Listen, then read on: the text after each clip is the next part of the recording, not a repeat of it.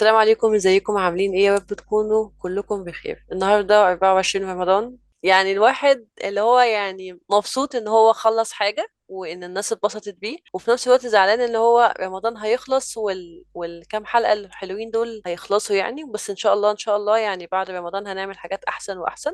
يعني اللي لسه متابعنا النهارده عايزه اقول لكم ان احنا بقالنا 3 حلقات. اول حاجه اتكلمنا عن خديجه، بعد كده اتكلمنا عن عائشه، وبعد كده اتكلمنا عن فاطمه. والنهارده مسك الختام هنتكلم عن خالد بن الوليد. كل الشخصيات دول اتوفوا في رمضان، عشان كده هو احنا رابطين سيرتهم برمضان. ازي حضرتك؟ ازيك يا نور، اخبارك ايه؟ الحمد لله انا كويسه. حضرتك سعيد. منورانا، منورانا سعيد. والله.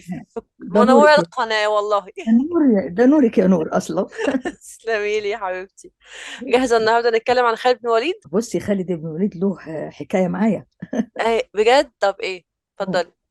اقول لك يا سيدي. مم. وانا في سن ثالثه اعدادي. مم. ثالثه اعدادي، ايوه. كان لي اخ في الثانويه العامه، وكنت بسمع له يعني انا المفروض اسال وهو يجاوب. فعن قصه عبقريه خالد بن الوليد للكاتب المعروف عباس محمود العقاد. مم. فانا كنت علشان اعرف الاجابه اللي بيقولها دي صح ولا غلط، كان لازم اقرا القصه. مم. فقلت له طيب اجل بقى كده كام يوم اقرا القصه، علشان ايه؟ اركز معاك بقى في اسئلتك واجابتك، مع ان مم. انا صغيره في ثالثه دي، هو في ثانويه عامه. مم. ففعلا قعدت. المشكله ان انا اتبهرت بالقصه ما شاء الله. واتبهرت بشخصيه خالد بن الوليد، وحبيت الشخصيه جدا جدا، كل الصفات اللي ظهرت لي فيه كشخصيه فارس. مم. فهتلاحظي حاجة حلوة قوي. مم. أنا لما خلصت القصة دي عقدت العزم بيني وبين نفسي. مم. أنا كنت ساعتها عندي 14 سنة، ما شاء الله. لكن ساعتها قلت لما أكبر مم. وأتجوز وأجيب ولد هسميه خالد. ما شاء الله. حاجة تانية، ابن بنتي اسمه فارس.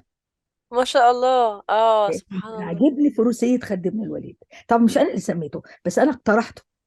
فاهمة حضرتك. هم حبوا الاسم وسموه فارس. هو اسم جميل صراحة اه. وجديد. يعني مش طبعا كل هو الناس بتسميه يعني حاليا. هو مش منتشر قوي، لكن انا مم. انا عاجبني المعنى ان مم. شخصيه الفارس شخصيه، مش اي شخصيه، مش اي حد ينفع يبقى فارس. يعني شخصيه الفارس، مش بتكلم على الفارس ابن بنتي. شخصيه الفارس. اما خالد، انا كنت فعلا من شده اعجابي بيه حسيت الله دي شخصيه رائعه. فسبحان الله، يعني دي برضو سبحان الله. حته كده يعني حبيت اقولها بمناسبه خالد بن الوليد. مم. ولغايه النهارده بقول دايما لابني انت مفروض خالد بن الوليد.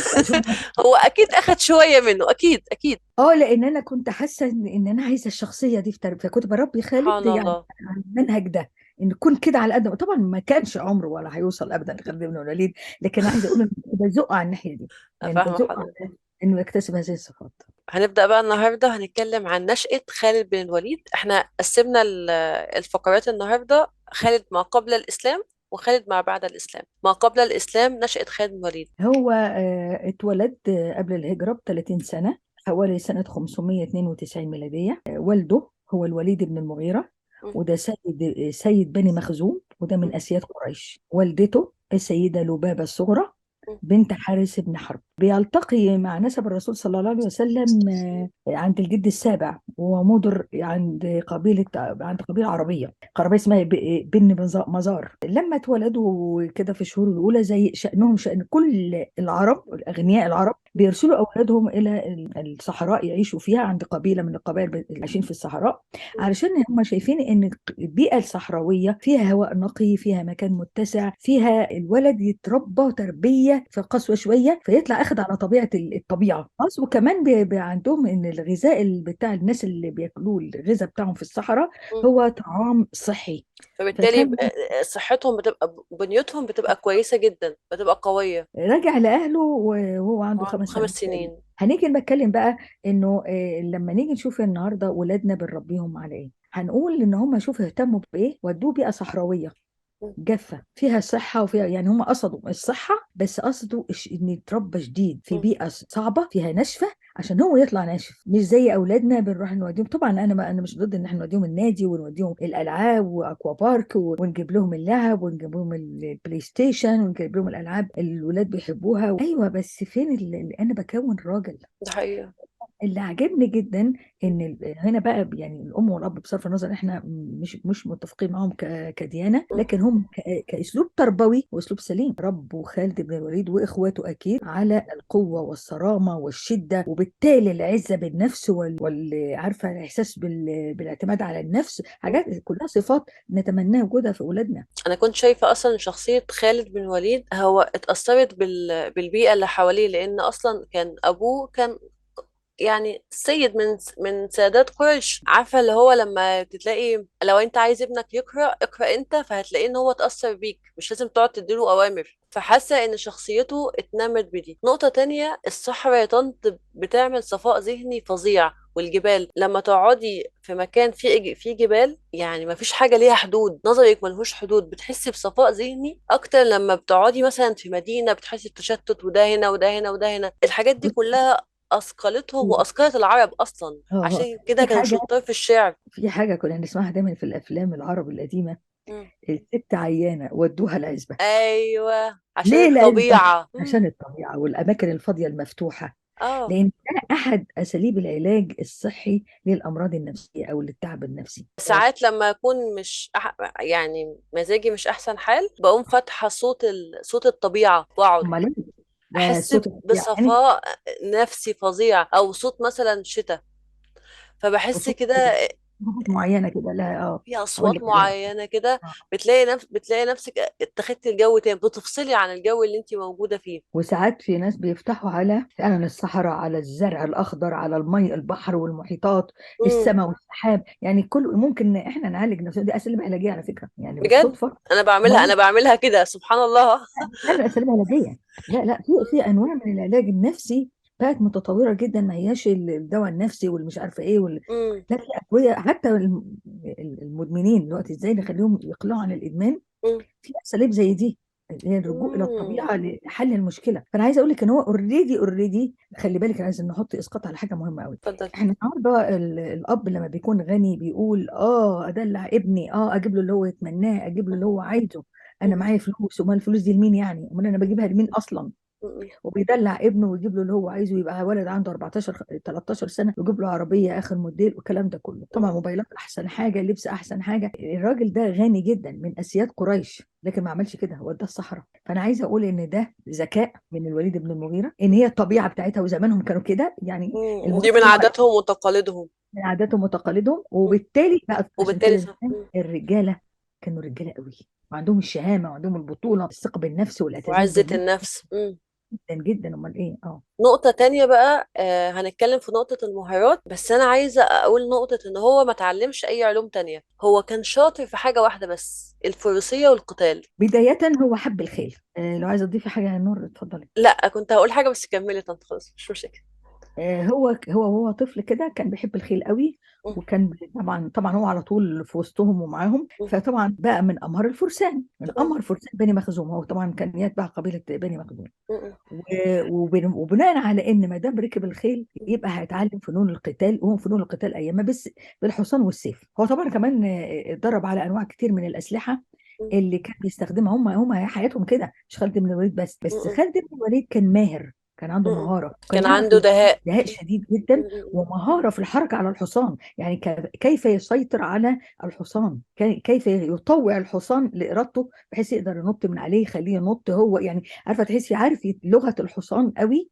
كان م- بيتعامل مع السيوف والخناجر والحاجات دي، وعارف امتى يستخدم كل اداه من الادوات ده. غير انه ذكائه، كان عنده ذكاء فطري عالي جدا، م. وده طبعا زود جدا من كبريائه وعزه نفسه. كان معروف ان هو اشهر المقاتلين يعني. الحتة بقى اللي أنا كنت عايزة أقولها، لو هنسقطها، إن الواحد لازم يبقى عارف إيه هي المهارة اللي عنده، او لو حد مش عارف ايه المهاره اللي عنده، يقعد يجرب حاجات كتير جدا ويثقل المهاره دي، عشان في وقت من الاوقات هتجيلك فرصه تنتهزها. يعني خالد بن وليد اثقل نفسه بالفروسيه، يعني هما كانوا اثقل نفسه في الفروسيه في الوقت دوت، وان هو كان داهيه، وان هو اتسمى بسيف الله المسلول. فهو الحاجات ديت ما حصلتش من يوم وليله، الحاجات دي كلها حصلت بان هو اتدرب كويس اتدرب كويس، اشتغل على نفسه، وفهم مهاراته فين. وده وفهم اللي مهاراته فين. بقى هعمل اسقاط على الاهالي: اجري ورا ابنك مم. ما تسيبوش يكتشف لوحده. هو الدنيا هنا زماننا احنا في ملهيات كتيره، ده الفرق بين مشتتات. مشتتات وملهيات تخلي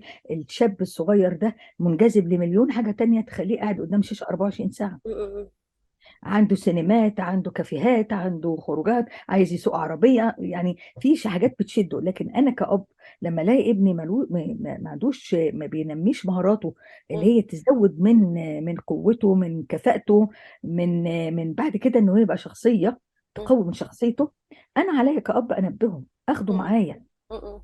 اوديه، اجيب له هو واصحابه ونعمل مجموعه ويروحوا يعملوا كذا ويعملوا كذا. بكده انا كأب انا بساعد ابني على انه يطور نفسه ويبقى ماهر في الحاجه، والحاجه الايه اللي لها قيمه. مم. مش اقول انا اشطر واحد بلعب بلاي ستيشن، انا بعرف مش عارفه اعزف على ايه وايه اللي هي الحاجات، ماليش في الموسيقى خالص انا يعني. الأدوات اه يعني عارفه يعتبروا في الحاجات دي كلها إيه، بسهر ما اعرفش في ايه، في ايه وفي ايه برضه ما بحبش الاماكن دي. افهم ابنك مم. مركز على ايه وبيقضي وقته في ايه. في حاجة تانية، يعني تجربة عملتها من أول رمضان.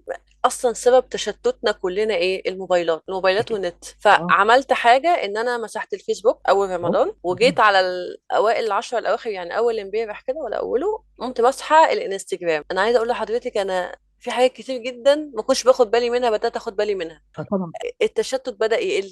بدأت أركز في حاجات كتير جدا. بدأت أعرف لا أنا بضيع وقتي هنا اهوت، لا أنا بضيع، يعني لا أنا هنا محتاجة أركز أكتر. فأول حاجة الواحد محتاج يعملها إن هو يسيب الموبايل ويبدأ يركز على الحاجات اللي عنده، الحاجات اللي ملموسة. فدي آه، تجربة أنا سعيدة بيها جدا، وهعملها كل فترة لأنها خلتني أشوف الدنيا صراحة يعني. ويا ريت تنصح بيها الناس. أكيد أنا بقولها عشان الناس تعملها. فأول حاجة عشان ابنك يسمع كلامك، أنت تسيب الموبايل وخد منه الموبايل، يلا تعالى نلعب، يلا تعالى نعمل اي حاجه جديده، يلا تعالى نروح نلعب مثلا مع، او نعمل فريق، او نعمل مش عارف. السكرين عموما مم. بقى ادمان اكيد. عند الستات اللي فاتحين طول النهار يتفرجوا على 7 8 9 مسلسلات في اليوم الواحد، وانا مش اه. عارفه بيجي الطاقه دي ازاي. إيه، هي ما بدل ما تكلم نفسها يعني، انا عارفه ان هي بتحل، لا انت عندك مليون حاجه تعمليها. مم. شاركي بناتك، شاركي اولادك في مهارات، اقروا قصص ولخصوها، ارسموا رسومات واعملوها، اعملوا فوانيس رمضان بايديكم، اعملوا العاب بايديكم. مم. خلي الكرييتيف بخوم يبقى منتج، مم. بيخلق شيء، مم. بيبتكر، خليهم مبتكرين. انما انت طول النهار سكرينات، سواء تلفزيون وموبايلات او لابتوب او ايا كان سكرين. اولا ده غير انه بيضعف السمع وبيأثر على مراكز المخ وبيعمل ادمان حقيقي. الموبايلات بتعمل ادمان حقيقي، خلاص ثبت علميا ان هو انه بيعمل ادمان. يعني مم. حتى تلاقي الناس قاعدين الموبايل في ايده، بص يستغنى عن كل حاجه الا الموبايل. انا كان في فتره كده بسمع حاجه، ما بعرفش اسمع حاجه كده لوحدي واقعد اركز فيها، لا لازم ابقى ماسكه الموبايل اعمل اي حاجه، اعمل سكرول سكرول سكرول. فانا مش عارفه. فانا لما سبته بدات اركز. نختم النقطه ديت بان نشأة خالد بن الوليد، ان هو كان عنده صفاء ذهني في ان هو قاعد في طبيعة وحكم البيئة اللي هو فيه، وان هو يركز على المهارة بتاعته. هنتكلم بقى طنط في نقطة مهمة جدا: توقيت نزول الوحي على الرسول صلى الله عليه وسلم. خالد وليد كان بيعمل ايه؟ خالد بن الوليد في هذه الفتره مم. عنده 24 سنه، مم. وكان باباه راجل من الاغنياء زي ما قلنا، ومن اسياد بني مخزوم. بني مخزوم، ايوه. مم. وكان قدرته الماديه عاليه جدا لدرجه انه كان بيكسو الكعبه سنه، مم. وكل أسياد قريش سوها قصدي السنة التانية. يكسوها السنة التانية، يعني هو مم. لوحده سنة مم. والآخرين السنة التانية. مم. فكان عاطيله قوة نفسية عالية قوي. طب مم. إيه بقى تأثير ده على هبوط الوحي؟ إنه طبعا كان شايف إن الرسول عليه الصلاة والسلام مش هو المستحق للنبوة، وإنه أنا المستحق، أنا اللي بعمل للناس، مم. أنا الغني، أنا اللي مم. بعمل وبعمل وبعمل وبعمل. فيعني طبعا هتيجي يعني على ديت. طبعا اه. فهو اللي حصل ان خلى خالد بن الوليد، الحقيقه برضو ان خالد بن الوليد ما كانش مقتنع قوي بالاوثان، مم. بعبده الاوثان. فبقى لا انا بعبد الاوثان اصلا، انا مش مقتنع بيهم، ولا ولا انا مسلم. هصدق الراجل اللي هو يعني عليه الصلاة الرسول والسلام. عليه الصلاه والسلام، مش مم. هصدقه.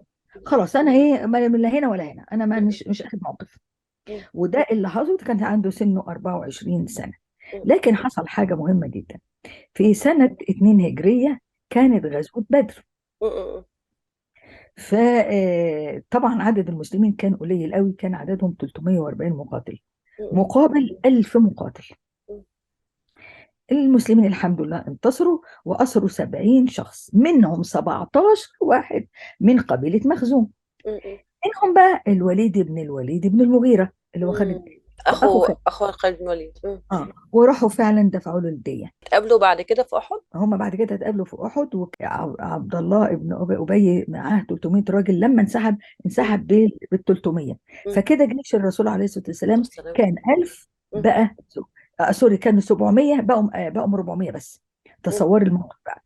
م- فطبعا كان موقف صعب قوي، وعلشان كده الرسول عليه الصلاه والسلام امر الناس انهم يقفوا ايه كرماه. وكان سيدنا خالد بن الوليد ذكي، م- اول ما احنا خلاص كنا كمسلمين انتصرنا، فالرماه انخدعوا زي ما كلنا عارفين، م- وبدأ منهم ناس تنزل علشان تاخد من الغنيمه. م- م- الرسول قال لهم ما تنزلوش من على الجبل ده ابدا، اسمه جبل الرماه، ما تنزلوش من عليه ابدا.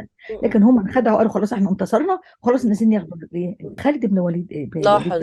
ذكائه لاحظ، وكان خلاص هيمشي، م. خلاص الدنيا اتحسمت للمسلمين. سبحان الله. لما شاف بقى ان الجبل نزل من عليه الرماه، م- او مش كلهم طبعا، وفي يعني شويه منهم، م- راح راجع تاني، قال بس دي فرصتنا، م. وفعلا استغل هذه الفرصه. احنا بنجيب بقى السيره دي ليه؟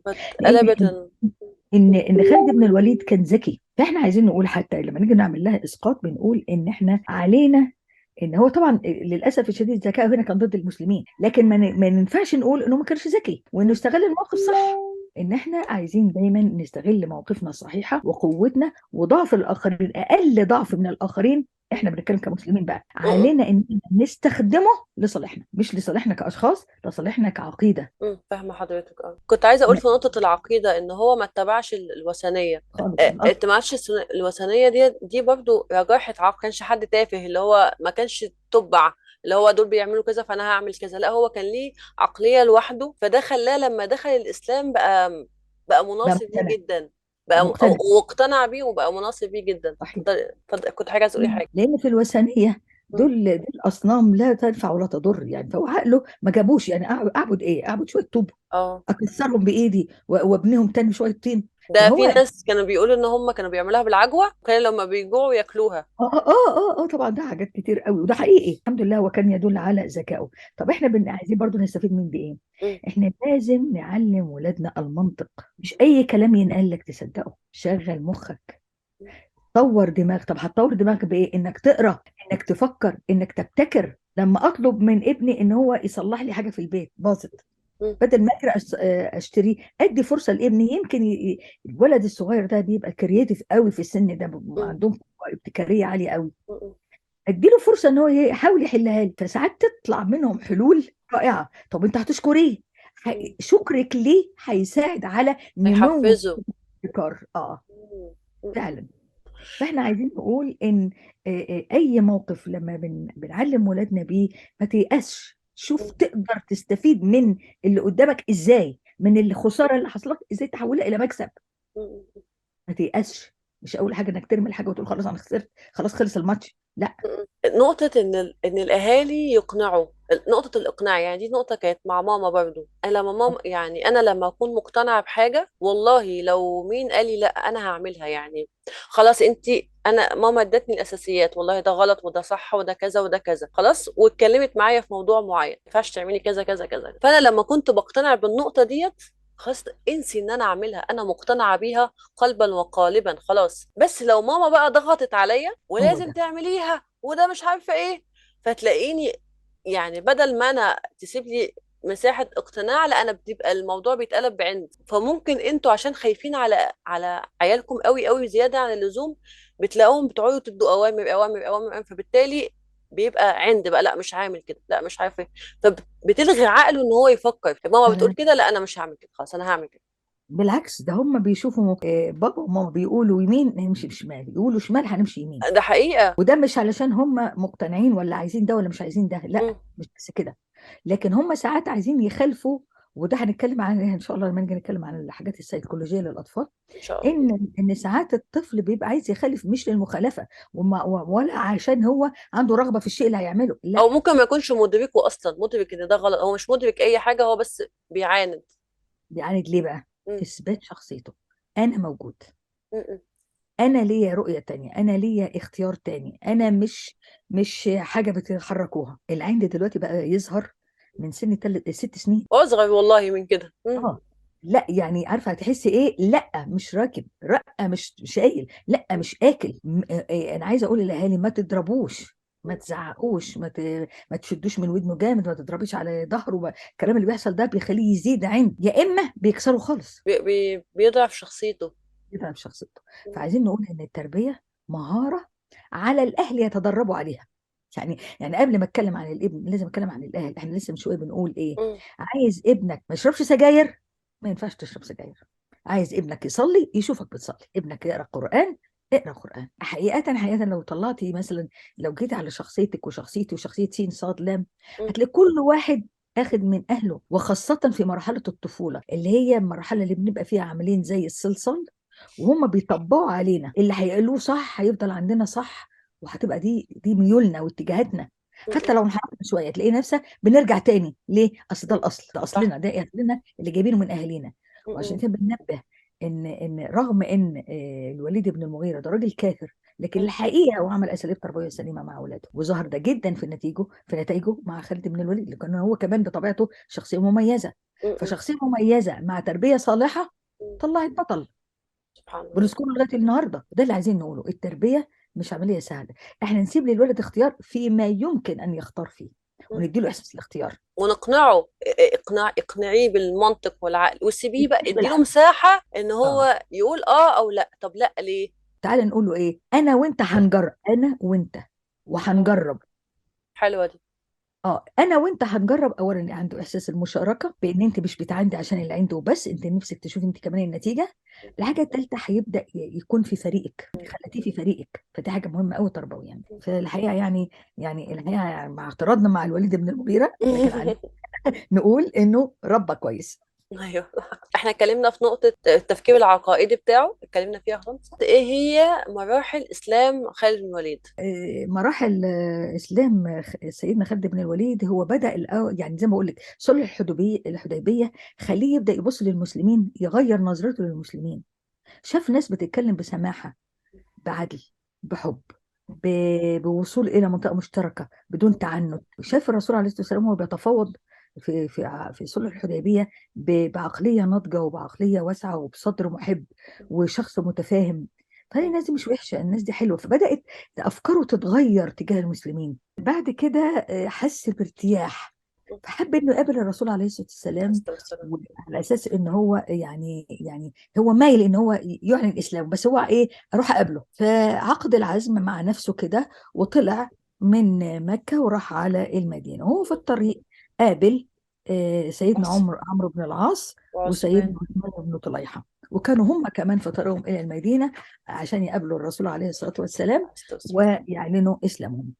وساعتها طبعا الرسول صلى الله عليه وسلم فرح بيهم جدا، وقال كلمته المشهورة إن مكة ألقت بأفلاس أكبادها إلينا، ان دول كانوا من الشخصيات المميزه. في النقطه دي نقدر نقول ان ما عنده لقائه مع الرسول عليه الصلاه والسلام، يبقى خالد بن الوليد دخل في الاسلام حقيقه، وكان عمره ساعتها 43 سنه واعلن اسلامه. احنا ممكن بس ان اسقط بس نقطة في الحتة ديت، ان الاسلام دايما، ان الناس المميزة دايما هي اللي تدخل الاسلام، اللي بيفهم الاسلام صح بيحبه وبيدخل فيه. تقصدي ذات العقل الراجح هو في ايوه، الاخر هي دي. هيميل الى الاسلام صح. طبيعي من غير ما نضغط عليه. ليه؟ ايوه. يوزن، لانه بيحصل يعني انه اي ناس مثلا ملحدة، او اي ناس مثلا على ديانة تانية، لما بيبدأوا ان هم يفكروا ويبدأوا ان هم يقرأوا في الايات وكده، لان كنت شفت قبل كده كتاب واحد مستشرق كان عدو للاسلام، وكان بيقعد يعني هو كان كاتب الكتاب دوت كأنه هو عدو، خلص مم. الكتاب بقى مسلم. اه ده كتير جدا يا كتير جدا ناس كانوا من اعداء اشد الاعداء للاسلام، م- وكانوا بيحاولوا يتعاملوا مع الاسلام، يدوروا على نقاط ضعفه م- وانه خرافه. م- م- لما دخلوا فيه وقروه، لانهم اصحاب عقول راجحه اصلا، يعني هم كمان كانوا اشخاص محايده م- وعلى كرههم للاسلام، لكن هم ما كانوش يقصدوا ينصروا الاسلام. م- لكن لما دخلوا فيه لقوه سماح، لقوه م- بيدعو الى المساواه، الى العدل، الى الحق، الى الحب، الى التجاوز، الى التعامل مع الكفار. حتى الكفار بيقول لك فهموهم الاول، ما م. تزعلوش منهم على طول انهم ما يعرفوش. لان عارف. هي فطره، لان احنا كلنا اصلا مولودين مسلمين. هو الوالدين هم اللي بينصرونا او اللي يعني بيخليهم اه، يهودي او نصري، بس احنا اصلا مفطورين على الاسلام. فاكر لما قلنا ان الاسلام هو الفطره. الانسان لو ساب نفسه الى فطرته هلاقي نفسه بقى مسلم. والدليل على تعاليم كتير من حجاب المرأة ومن عدم سلامها وتقابلها مع الرجال والكلام ده كله، وحاجات في الراجل: العدل والعمل والاجتهاد كلها من الإسلام. حق. هنقدر نقول لا، ما أكيد موجودة في مثلا المسيحية أو النصرانية، فيها الدعوة إلى العمل والإخلاص وكل حاجة. في اليهودية فيها كده. م. ولكن العمق جدا جدا لقيناه في الإسلام، اللي هو مكمل بقى قفل على كل حاجة. م. خلاص. كنتم خير فهو أمة أخرجت للناس. لما دخل في الإسلام، م. هو دخل خلاص في الإسلام، ولكن جاله اختبار قوي يظهر قوة إيمانه بالإسلام. م. وهي كانت يعني بعد إعلانه للإسلام ب3 شهور، م. كانت في غزوة اسمها غزوة مؤتة. دي م. كانت سنة 8 هجرية. م. كان سيدنا خالد بن الوليد كان فيها مجرد جندي م. في الجيش بتاعه. ولكن لما حصل في الجيش، في الغزوة، معركة ومش عارف ايه، وبدأ الجيش يتراجع. م. خالد بن الوليد كان فيه قتل ال3 القيادات اللي كانوا مترتبين، يعني دايما يقولوا ايه: القائد الاول، القائد الثاني، القائد الثالث. فال3 اتقتلوا. ال3 قيادات اتقتلوا. م. خالد بن الوليد هو اللي حط خطة الانسحاب التكتيكي اللي م. ما يخليهمش يخسروا. م. وكان خالد بن الوليد نازل يحارب ويدافع. م. فهنا الرسول عليه الصلاه والسلام، وهنا بقى اللي بسبب تسميته، سنة تسميته سيف الله المسلول. م. لأن الرسول عليه الصلاة والسلام لما وصلته الأنباء دعا م. دعا وقال: اللهم إن خالد سيف من سيوفك م. فأنت تنصره. سبحان الله. وبكده اتسمى سيف الله المسلول. م. دي ترجعنا لنقطة إن هو زود مهاراته في نقطة، فاتخدمت في نقطة تانية. اه، هو لولا مظبوط. المهارة ديت ما كانش وصل لده. طيب آخر بقى حاجة هنتكلم عن وفاة خالد بن الوليد. توفى هو عنده 50 سنة. وكانت وفاته مؤلمة جدا ليه، لأن هو لقى نفسه بيتوفى وهو على فراشه، مش في معركة، مش فوق ظهر فرس، م. ولا ايده فيها سيف. م. لقى نفسه بيموت على الفراش زيه زي الناس اللي عمرها ما دخلت حرب. ده م. كان عامل له ألم نفسي شديد جدا: ازاي انا اموت زي اي حد كده؟ م. رغم ان جسمه ما كانش فيه شبر من غير طعنة سيف او رمية رمح م. او ضربة خنجر او كده يعني. م. فهو حاسس انه يعني انا زي اي حد. لكن طبعا هو مش زي اي حد. هو توفى في 18 رمضان، وكان عنده 50 سنة. إسلامه ما كانش طويل، بس عمل حاجات كتير جدا آه. للمسلمين. ما هو برضو نعمل إسقاط في الحتة دي وبنقول: اتفضل. إن أخلصت م. حقيقي 5 دقايق م. ممكن تعمل فيهم اللي ما عملش حد تاني في م. 10 سنوات. 10 سنوات. صح. اسمه مسلم مثلا، بس عملت إيه للإسلام؟ م. صح. وده اللي أنا عايزة أقوله: إحنا عايزين نربي ولادنا بمعنى أنا هخدم الإسلام في إيه؟ سواء الإسلام كإسلام ولا الإسلام كمسلمين. ودول اتجاهين مختلفين، ولكن الاثنين بيصبوا على بعض. انا لما هنصر اسلامي، انا الحقيقه بقوي المسلمين. لما اقوي المسلمين انا بنصر اسلامي. فمش كفايه ان انا اكون مسلم، انما ايه دوري مع الاسلام والمسلمين؟ فين دوري؟ م. اضفت ايه؟ م. فالاخلاص الشديد ساعات ياتي في وقت قصير جدا، بما لم يؤت في سنوات عديده. ناس صح. عاش 70 80 سنه وماتوا وما اضافش للاسلام اي حاجه. اي حاجة، اي عمل تطوعي، اعمل اي مثلا ارشاد للدين، تحفيظ قران، يعني ساعد اي حد. تطوع في ان انت تساعد الناس على ان هم يعني مورد رزق، عارف الحاجات دي. انت م. بتقوي المسلمين عشان بيبقوا شكلهم ضعاف، م. عشان ما ينهزموش. خد النيه وسيبها لربنا. أتمنى أكون استفدتوا، وأتمنى أكون يعني خفاف عليكم. وإن شاء الله إن شاء الله بعد رمضان، بعد العيد، هنعمل لايف، وهنعمل زي ملخص كده للحلقات، وفي كذا نقطة جات لنا هنركز عليها إن شاء الله. كل سنة وانتم طيبين، ربنا يرزقكم كل حاجة حلوة يا رب. احنا دايما في الخير يا نور. اللهم آمين يا رب، اللهم آمين. شكرا جدا لحضرتك، انا مبسوطة جدا جدا، مع السلامة. السلام عليكم ورحمة الله.